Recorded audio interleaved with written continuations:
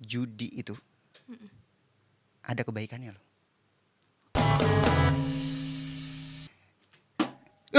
Weh bisa beneran. Meskipun ada kebaikan untuk manusia, keburukannya lebih besar. Itu disebutkan dalam Al-Quran. Iya.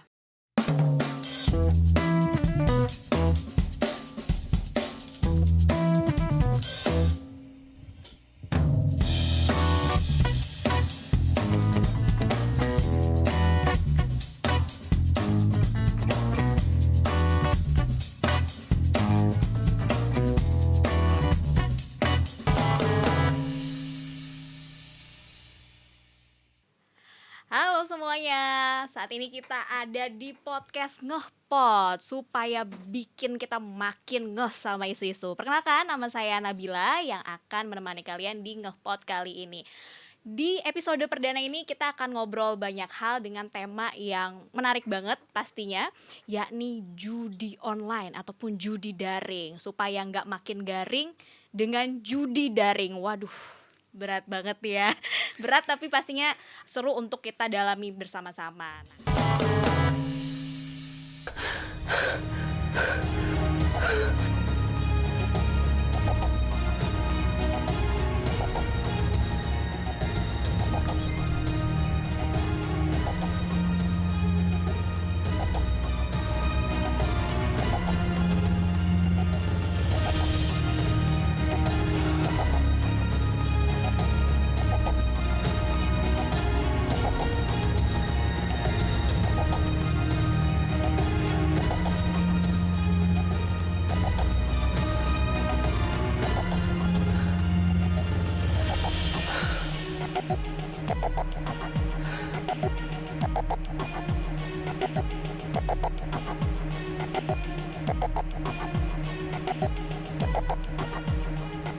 Awalnya senyum lebar, jempol gesit main klik sana-sini, saldo makin tinggi. Tapi tunggu dulu. Sekali klik duit amblas, wajah langsung ambiar. Memang judi daring itu kayak gebetan suka PHP. Janji manisnya banyak, endingnya bikin garing. Di Ngehpot ini kita akan berbincang banyak permasalahan dan juga isu-isu seputar urban gitu ya, supaya pastinya kita makin ngeh sama isu-isu yang ada. Dan karena di Ngehpot ini juga akan menjadi ruang bincang yang mengangkat potret kehidupan masyarakat urban. Dalam setiap episodenya ini Ngehpot ini akan menghadirkan tema yang berbeda-beda untuk merespon dinamika masyarakat urban dengan suguhan tanya jawab yang tajam, ringan tapi tetap inklusif bagi semua. Nanti kita juga bisa bacakan pertanyaan-pertanyaan yang datang gitu ya dari netizen. Dan untuk mengetahui selengkapnya soal tema kita hari ini seputar judi daring, judi online, sudah bersama kita narasumber dari dai muda juga nih, alumni Gontor juga, ada Mas Reno Fatur. Tapi mau kenalan dulu dong Mas. Mas Reno Fatur sekarang kesibukannya lagi apa nih? Ini udah kedengeran ya suaranya ya. Ini mic-nya agak beda sama kalau lagi ceramah Waduh, khutbah ya. iya betul. Oke, jadi Mbak Nabila, Yes. terima kasih juga teman-teman ini sudah mengundang seorang marbot masjid ini ceritanya. Marbot masjid disuruh podcast gitu ya. Oke. Jadi saya aktif sebagai marbot masjid di Masjid Agung Sunda Kelapa, Menteng, Jakarta Pusat. Oke, Jakpus ya. Jakpus. Oke, bukan anak selatan tapi anak pusat gitu Anak ya. pusat, Oke. anak Menteng. Oke. Lalu Mas, apalagi nih kesibukannya sekarang? Ya, dan mungkin ada banyak yang belum tahu juga ya. Mungkin ketika dibilang, oh ini marbot, oh berarti kerjaannya ngepel masjid. Oh enggak, bukan. Oke. Marbot itu asal mulanya dari bahasa Arab yang artinya marbut, yang hatinya terpaut. Oke. Dengan masjid gitu. Nah, untuk saya sendiri aktifnya di bidang informatika komunikasi sekaligus juga di bagian mualaf center. Oke, berarti banyak berhubungan juga dengan mualaf-mualaf yang di Masjid Agung Sunda Kelapa juga dan lain sebagainya. Iya, benar. Oke, dari kapan sih Mas? Nah, jadi sudah mulai aktif di Masjid Agung Sunda Kelapa itu kurang lebih dari tahun 2021, lebih tepatnya pasca Covid. Jadi Oke. selesai masa pengabdian di pesantren, kemudian melanjutkan pengabdian di masyarakat melalui masjid gitu. Oke, Mas. Tadi kan aku udah openingnya kita nyenggol soal judi daring, judi online supaya nggak makin garing gitu ya dengan judi online ataupun judi daring tersebut. Kalau dari pandangannya Mas Reno sendiri nih, judi online, judi offline itu kan pasti dua-duanya tidak dibenarkan dong, baik secara agama, Iya, secara sosial dan apapun itu ya. Nah, setuju. Nah, apa sih bedanya judi online dan juga offline? Mungkin kalau dari perspektifnya Mas Reno sendiri selain soal mediumnya ya, mana Iya. yang menggunakan online ataupun offline. Terus kenapa ya yang online ini kok bisa rame banget sekarang? Oke, jadi ini sebenarnya permasalahan yang cukup unik ya, apalagi ketika memang kita membahas tentang masalah urban yang di perkotaan. Artinya dekat sekali dengan perkembangan zaman artinya gitu. Nah, kami sendiri pun di Masjid Sunda Kelapa itu ada layanan konsultasi agama, Mbak, namanya. Oke. Jadi memang itu sebuah layanan yang diberikan kepada masyarakat. Sederhananya satu, ya tempat untuk curhat dan mencari nasihat lah begitu. Nah, ternyata memang itu benar-benar terjadi. Banyak jamaah-jamaah datang itu biasanya nggak langsung bilang, Ustadz saya kena judi online, enggak. Oh enggak. Biasanya diawali dengan kata-kata, Ustadz saya butuh bantuan. Oke. Nah, butuh bantuan, apa bantuannya? Mintanya zakat. Loh, kenapa zakat? Iya Ustadz, karena kami dengar pernah zakat itu salah satu penerimanya itu orang yang berhutang. Agak kaget juga dengar, loh, Waduh. kok tahu? Nah, karena memang ada tuh dari 8 penerima zakat itu salah Satu satunya namanya ghorim. Itu adalah orang yang berhutang. Tapi hutangnya karena alasan yang kebaikan atau tertentu seperti fisabilillah. Nah, karena mungkin dia membangun masjid, mungkin dia punya yayasan dan lain sebagainya gitu. Akhirnya kita tanya lebih spesifik lagi, kenapa kamu sampai berhutang dan lain sebagainya. Baru keluarlah cerita tuh, jujur Ustadz. Jadi saya atau suami saya. Jadi kalau yang datang laki-laki biasanya saya, tapi kalau yang datang perempuan bilangnya suami saya atau anggota keluarga yang lain. Tapi kenapa bisa lebih rame banget yang online-nya sih Nah, sekarang ini kalau dari pandangan Mas? kalau gantian saya tanya deh ini. Iya. Kalau kita bahas ini kan judi online, yang offline dulu. Apa judi offline yang Mbak tahu? Kayak meja orang ngumpul apa kartu. Kartu, oke. Ya. Ada yang lain mungkin? Ada yang tahu apa judi-judi yang kita bahas yang judi dulu deh? Karena dulu pas Bang Roma bikin lagu pasti belum ada judi online dong, masih judinya yang Oh lama iya ya. benar ya. Nah, judi. Iya. Nah, kalau sekarang berubah. Oke. Judol. Enggak ya. Bang Rumah mohon maaf.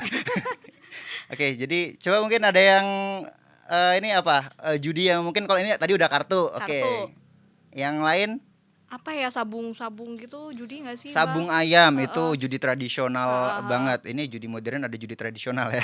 Oke, terus mungkin lebih ada yang tahu ini ya apa? Bisa tulis di komen ya judi apa tuh? Judi bola. Judi bola atau Oke. semua olahraga deh, bukan Iya. cuman bola. Ah. Bahkan dulu di Indonesia pernah ada loh yang legalnya ya. Oh, kasino apa? Enggak. Di Indonesia tuh pernah melegalkan sekitar tahun 90-an itu. Kalau SDSB itu dia itu Porkas. Pekan olahraga dan ketangkasan atau apa gitu. Nah, itu yang untuk olahraga. Dan itu resmi itu. Agak gap generation ya, mohon maaf. Saya juga kebetulan karena riset ternyata sejarah judi itu mengakar sekali. Iya. Gitu. Oke. Dan ternyata ada lagi tuh SDSB apa sumbangan dana sosial berhadiah. Nah, dan itu ternyata disebut itu kan judi pada dasarnya, tapi dilegalkan dengan apa namanya? Apa ya istilahnya itu? Kostumnya di luarnya itu sumbangan sosial atau sumbangan dana olahraga. Nah, ternyata itu sudah ada di Indonesia dan pernah dilegalkan. Sampai akhirnya diberhentikan lagi kan. Dulu kalau nggak salah masih 300 perak satu kertas sampai 1000-an gitu. Kalau sekarang 1000 dapat Oh iya. dapat apa ya? Permen pun kayaknya cuma dapat 2 atau Cuma 3 dapat 3 gitu atau ya. 4 ya sekarang. Udah berubah banget. Gorengan pun kayaknya udah Udah nggak ada. 1. Masih ada gorengan 1000-an di Jakarta. 2000 deh ya, bener. 2000. Oke. Lalu Oke. kenapa bisa jadi serame sekarang? Sederhananya cuma satu. Judi itu kalau kita bahas kan pada dasarnya itu sesuatu yang menawarkan Mm-mm. kekayaan Mm-mm. dengan mudah. Oke. Nah, Instan, cepat. instan, cepat dan lain sebagainya. Maka dibuatlah metode-metodenya itu macam-macam, kartu, olahraga, bahkan ada lotre. Jadi kita cari nama cari angka Iya. gitu. Bahkan sampai ada mitosnya itu. Urban, nggak tahu ini urban legend atau bukan ya. Heeh. Kalau ada orang kecelakaan, biasanya langsung ada yang nyatet nomor plat Itu nomornya. beneran. Itu bener ada. Oke. Kenapa dia beranggapan itu nomor plat orang yang jatuh yang kecelakaan itu nomor beruntung dan lain sebagainya. Baik. Itu ada. Nah, seiring berkembangnya zaman, uh, orang-orang yang mohon maaf ya, yang mungkin bandar-bandar tadi pun juga berkembang. Mereka mencari sesuatu yang dalam tanda kutip bisa diakses semua orang. Kalau dulu kan kita mungkin kalau kita mau berjudi zaman sekarang yang offline ya, di Indonesia kan sudah jelas ilegal.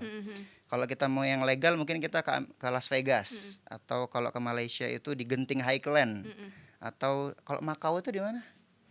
Macau itu di Thailand atau di Cina ya? Atau di Taiwan ya? Deket Cina ya. Ya pokoknya di area-area sana tuh, Macau dan sebagainya. Tapi kan dalam tanda kutip tidak semua orang punya akses ke sana. Akhirnya dari gawainya itulah. Akhirnya dicarilah apa benda yang paling dekat dengan kita. Nah, kalau sekarang kan otomatis siapa yang di kantongnya atau di tasnya tidak ada benda ini?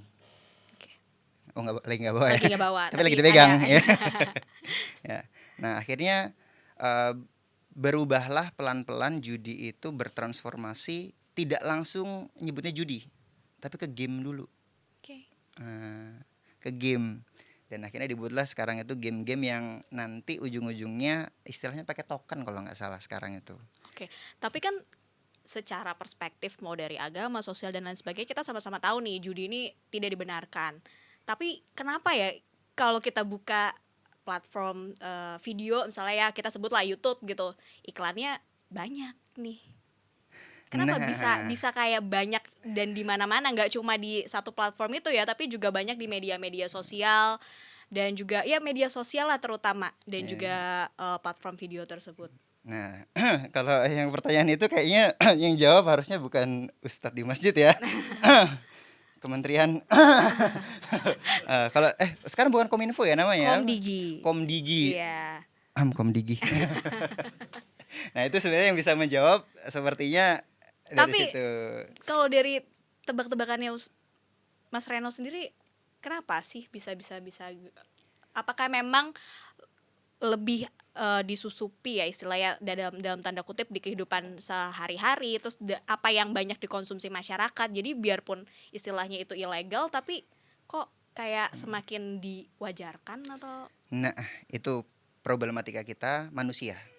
Kembali lagi ke manusia. Maka untuk membahas yang itu, ayo kita coba tarik ulang lagi apa definisi dari judi itu sendiri dalam agama. Nah, maisir. Nah, di Quran itu ternyata disebutkan, bahkan orang-orang zaman terdahulu itu menanyakan kepada Nabi. Nah, jadi dan itu didokumentasikan dalam Al-Quran di surah Al-Baqarah. Ayatnya berbunyi, yas'alunaka anil khomri wal maisir. Ketika itu manusia bertanya-tanya kepada Nabi tentang, ya Rasulullah, apa itu khomer, bagaimana dengan khomer, dan bagaimana dengan maisir. Maisir itu judi. yang tadi. Nah, maka apa kata Nabi? Qul innama fihima ithmun kabir wa manafi'un linnas. Judi itu ada kebaikannya loh. Apa? Bingung kan? Dan itu dicantumkan dalam Al-Quran. Judi itu ada kebaikannya. Nah, ya itu tadi disebut nanti uang, mungkin kayak seperti dulu Indonesia pernah melegalkan dana dari itu dibuat untuk pembangunan, membangun jalan, membangun lampu dan lain sebagainya, iya kan? Daripada mereka ilegal, maka dilegalkan biar bisa membangun, biar masuk menjadi APBD dan lain sebagainya. Nah, ada faidahnya, tapi walakin ithmuhuma akbar. Di khomer dan maisir tadi, meskipun ada kebaikan untuk manusia, keburukannya lebih besar. Itu disebut dalam Al-Quran. Iya. Nah, dan apa definisi dari maisir? Awal katanya itu dari yasaro. sesuatu yang mudah.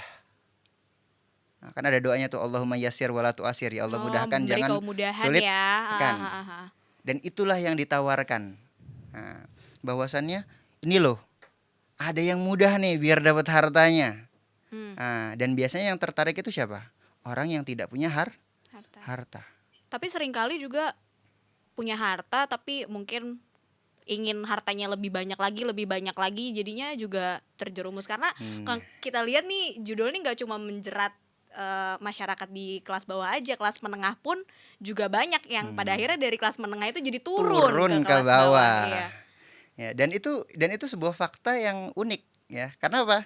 Karena yang menengah ke bawah, pertanyaannya yang bawah ada nggak yang ke atas, ke menengah atau ke atas karena judi? Oke. Nggak ada. Yang ada itu atas jadi menengah, menengah jadi bawah. Oke. Tapi kenapa sih biasanya kan kalau yang baru coba, ini saya juga dengar-dengar ya karena belum, dan kayaknya nggak tertarik juga untuk mencoba. Jangan. Dengar-dengar kan biasanya yang bikin orang semakin terjerat adalah ketika mencoba sekali, terus dia menangnya banyak gitu, terus jadi kayak ketagihan. Kenapa sih itu ada? Apakah memang sengaja dibuat kayak gitu, menang di awal dulu, nanti makin lama? Oke. Untuk menjawabnya itu saya boleh minum sebentar ya. Sekaligus ngasih contoh habis ini. Bismillahirrahmanirrahim. Oke. Kayak mau jawabnya agak berat. Kenapa dimenangin dulu di awal-awal? Apakah memang Nah, seperti segini kayaknya itu? cukup ya. Oke. Oke, segini kayak cukup. Dikit lagi. Wah, apa ini? Mungkin ada yang masih ingat ya. Uh-uh. Mbak, kalau saya lempar ini, saya putar flip battle di sini deh. Ya. Kira-kira berdiri atau jatuh? Berdiri sih karena udah berkurang. Berdiri apa jatuh? Tapi masih ada isinya soal ini. Oke. Ya 50-50 lah. Oke. 50-50 ya. Iya. 50-50. Nah, bismillahirrahmanirrahim. Coba yang yakin ini berdiri angkat tangan. Oke, yang yakin ini jatuh angkat tangan. Oke. Ini di studio by the way juga ini imbang ya. Imbang. 1, 2, 3. Ternyata jatuh. Jatuh. Berarti yang tadi beranggapan ini akan berdiri, dia kalah. Nah, itu perspektif untuk possibility menang dari judi. Kalau misalnya kita taruhannya begini tadi. Nah, tapi untuk meninjau tadi masalah kenapa orang itu ketagihan, itu bukan di 50-50-nya. Tapi lebih ke penasaran manusianya. Saya yang lempar, jerek kalah. Apa perasaan dalam hati? Kok bisa kalah sih? Kok bisa? Coba lagi deh. Ketika dia coba lagi, Menang misalnya. nggak bisa. Oke. Lagi. Sampai beberapa kali sampai akhirnya berhasil. Ha-ha. Tiba-tiba, ini harus dicoba sampai berhasil nggak sih? Wah, nggak bisa. Coba. Coba deh, Pak. Wah, hampir. Wah, bisa beneran. Berhasil. Tapi ketutupan ya tapi. Ini berhasil ya? Ini berhasil. Nah, ketika udah berhasil pun, apa perasaan dalam hati? Senang, Dan merasa menang kepengen nyoba lagi. lagi. Oke. Nah, biasanya kayak gitu. Kalah, Hmm. penasaran pengen menang. Menang pun penasaran lagi. Dan dia akan coba terus. Kenapa? Karena yang disuapin itu bukan kantongnya pada dasarnya. Apa? Hati. Hati hawa nafsunya. Nanti kalau dia kalah, misalnya orang ngedepo lah, sekarang ini ngedepo gitu dan sebagainya. Dia ngedepo sampai 10 juta. Kalah dan sebagainya. Cerita nggak dia ke temannya? Enggak. Tapi kalau menang, Tapi kalau menangnya langsung 3 juta misalnya. Bangganya minta ampun dia. Nih dapat nih gue nih, gacor nih gue. Dia lupa menyebutkan 7 juta yang hilangnya itu. Dia fokusnya ke 3 jutanya. tapi berarti bukan soal kayak yang tadi pertanyaanku di awal kan, apakah karena ada dimenangin terus, menang-menang terus jadi pengen berulang kali, tapi bukan soal itu aja ya. Karena pada dasarnya sifat manusia yang tadi itu Yes, penasaran. sifat manusia yang dilihat sama manusia lainnya. Oke. And become the market. Dan jadi sebuah pasar. Pasar bisnis, ujung-ujungnya bisnis. Oke. Nah, dan inilah permasalahan kita. Harusnya bagaimana cara mengobatinya? Ya dua-duanya. Kita berantas sistemnya, orang-orang yang bermain itu kita berantas, orang-orang yang bermain di bawah, jadi yang jadi bandarnya Mm, kita mm, mm, mm, mm. berantas, yang jadi pelakunya Juga harus kita ada rangkul. program Mm. yang rehabilitasi. Nah, dan kembali lagi, ya itu tidak cukup jika hanya dari satu sisi saja. Misalnya, oh datang ke masjid sekali langsung nih, ini orang suka judi. Karena kemarin ada Ustadz, suami saya suka ini, barang-barang habis dijual dan lain Aduh, astagfirullah. sebagainya. Ya, akhirnya minta bantuan, nah gitu kan. Nah, apakah dengan membawa suaminya itu ke masjid terus dibacain, oh betul-betul, wush, Enggak dong. enggak, enggak ya? Iya, pasti. Enggak bisa. Itu butuh proses. Dan proses itu membutuhkan dukungan lingkungan yang kuat. Kondusif, kuat. Nah, dan di sini mungkin ya harapannya adalah pemerintah kita selaku yang pemangku kekuasaan bisa menciptakan lingkungan yang seperti itu. Tapi masyarakatnya juga harus sadar. Mm-mm. Nah, itu kendala terbesar kita. Oke, nah di psikologi ini nih ada istilah kayak gambling disorder gitu ya, Ustadz ya. Yang artinya kondisi kesehatan mental di mana seorang nih nggak bisa ngontrol dorongan untuk berjudi. Oke lah, katakanlah tadi si istri yang membawa suaminya misalnya ke masjid itu, ya ada pihak luar yang udah berusaha untuk ngerangkul apa kasih insight baru dan lain sebagainya, tapi tetap ada si gambling disorder itu, dorongan dari si suaminya sendiri untuk kembali berjudi. Terus meskipun dia sebenarnya tahu kalau itu bisa membawa konsekuensi serius secara finansial, sosial, psikologis. Nah, kalau pendapatnya Mas Reno sendiri terkait hal ini gimana? Yang pertama, rehabilitasi itu adalah sebuah proses pendisiplinan yang butuh ya, butuh benar komitmen yang kuat. Itu satu. Dan tidak semua orang memang bisa gitu. Nah, yang kedua adalah ketika berhadapan dengan orang-orang yang seperti itu, ya, memang tidak boleh kita tinggalkan gitu. Tapi bukan berarti juga terus kita bantuin misalnya, oh, berarti kita suapin aja nih. Gitu dengan harapan dia akan berkurang. Enggak gitu. Kenapa? Orang-orang yang seperti itu memang kadang-kadang harus direhabnya yang agak sedikit dibilang ekstrim di sini nanti ribut nggak ini ya nanti. Nah, kalau misalnya contoh seperti ini, butuh tempat rehabilitasi yang mungkin benar-benar serius mengkarantina. Itu kalau pandangan kami ya, gitu. Tapi di karantina tersebut harus dengan posisi yang memberikan dia skill. Masalah utamanya apa? Pemain judi online kita tuh orang-orangnya nggak punya skill apa-apa. Akhirnya makanya mereka hanya nguat-nguatin bahasanya itu ngasih tuah. Tuah ya. Tuah itu apa ya bahasa Indonesia yang lain? Tuah itu jampi-jampi atau ini bahwasannya jimat. Nah, dengan jempolnya gacor, sakti dan lain sebagainya. Bahkan kalau ada temennya yang menang dan sebagainya, pencetin dong. Segitunya ya. Yes, dan itu kebanyakan di orang-orang yang menengah ke bawah. Okay. Saya sendiri menemukannya itu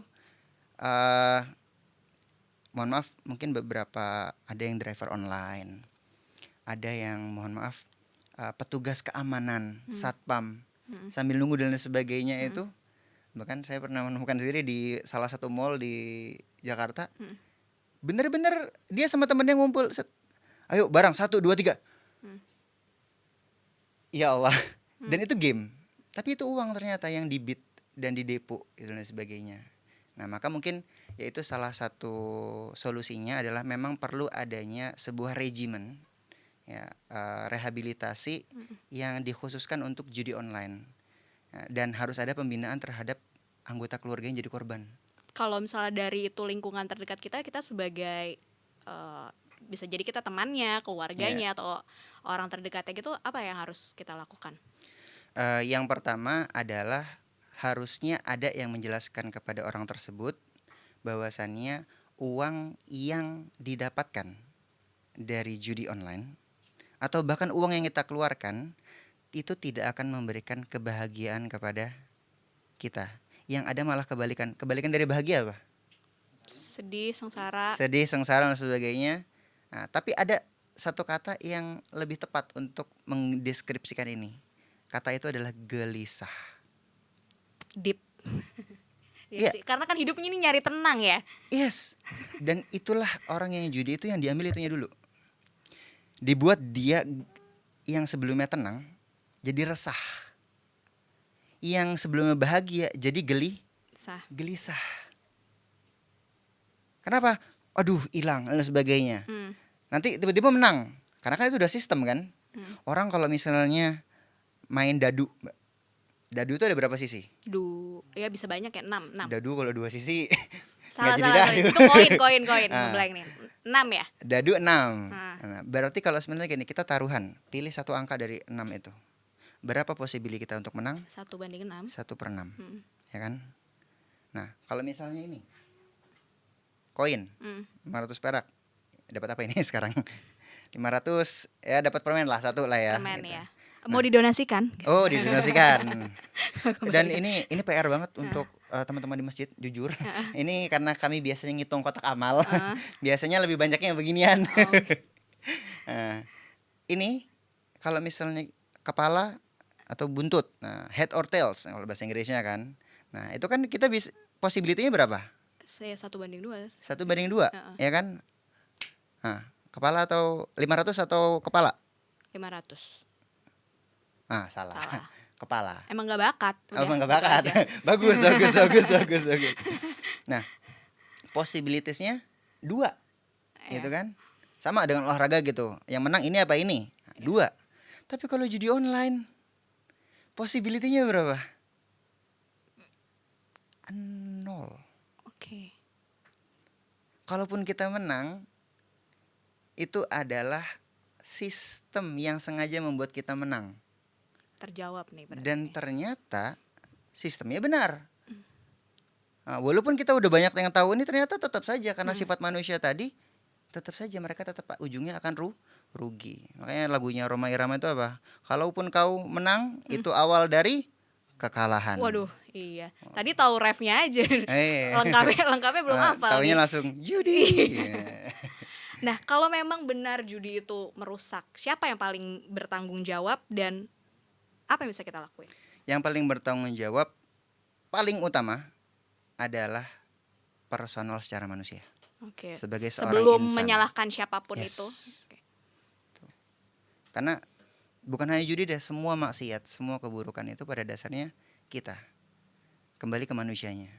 Tapi jika memang boleh menyampaikan ya, ada yang namanya aturan dalam kehidupan ini. Ya kan? Orang kecelakaan di jalan, kecelakaan kendaraan.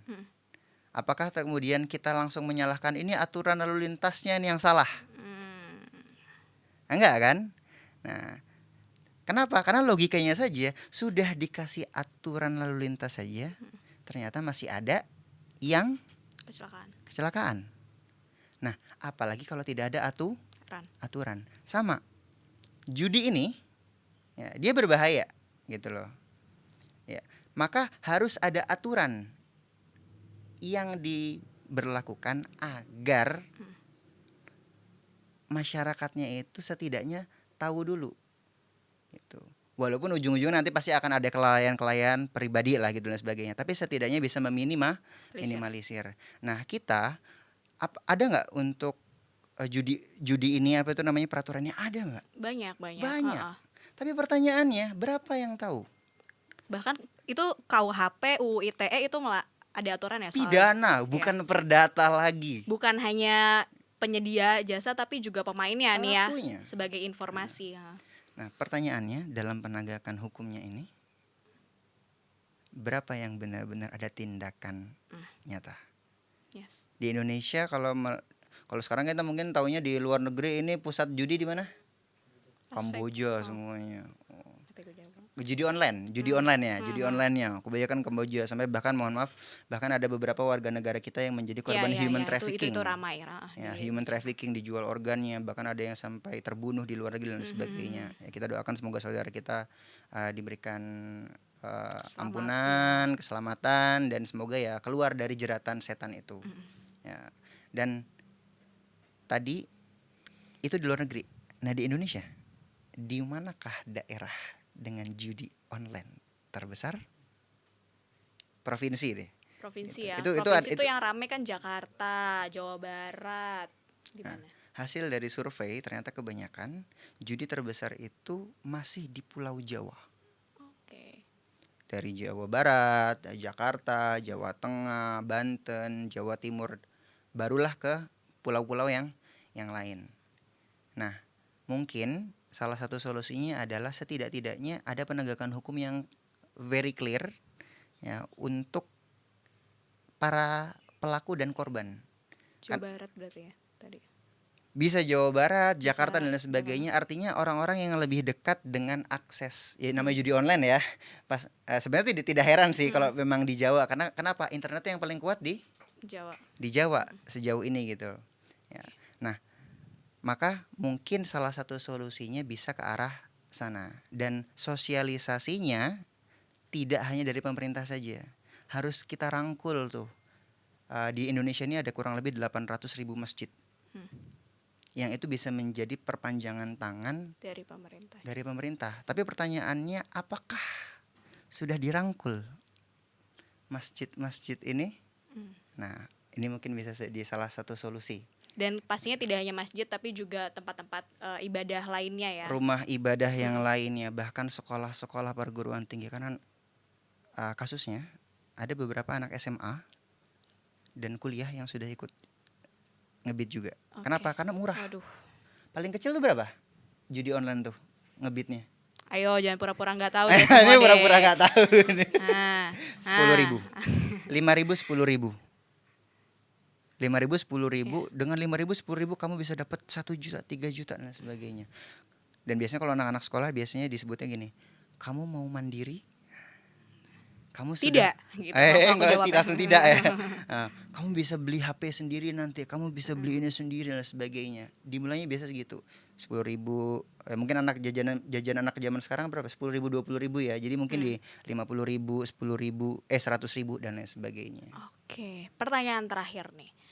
Ini kan kemarin tuh sempet rame juga. Tadi kita udah banyak bahas soal judi daring, perspektifnya, apa yang harus kita lakukan kalau ada orang di sekitar kita. Nah, yang kemarin rame itu pemerintah mau kasih bantuan sosial ataupun bansos kepada korban judi online.